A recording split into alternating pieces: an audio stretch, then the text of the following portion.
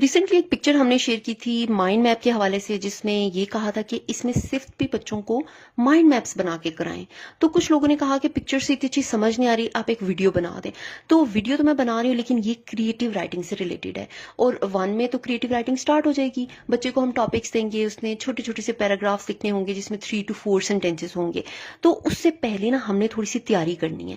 وہ تیاری اس طرح سے کہ جیسے وہ 1 میں انٹر ہوا تو ساتھ ہی نا مائنڈ میپس ان سے بنوانے بھی شروع کر دینے، اور جو ورڈز مائنڈ میپ میں یوز ہوں انہی کے سینٹینسز بنانا شروع کریں. جب ایک بار بچہ اس میں ماسٹر ہو جائے کہ ہم اس کو کوئی بھی ٹاپک دے رہے ہیں اس سے ریلیٹڈ وہ 4-5 لفظ بول سکے، تو پھر ہم اس کو آہستہ آہستہ کریٹو رائٹنگ پہ لے کے جائیں گے.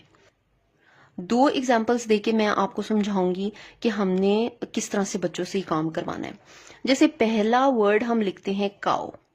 یہ میں نے لکھا، ویسے اس کی پکچر بھی بنا سکتے ہیں. اس سے پوچھیں گے کہ بتاؤ واٹ از دس. اوکے گر، دس از